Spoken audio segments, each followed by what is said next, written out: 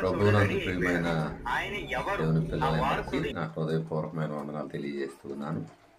మరి అంచె దినాల్లో క్రైస్తవులపైన ఎన్నో దాడులు జరుగుతున్నాయి. అందుకని మనం క్రైస్తవులంగా దేవుని పిల్లలంగా చాలా జాగ్రత్తగా ఉండాలి.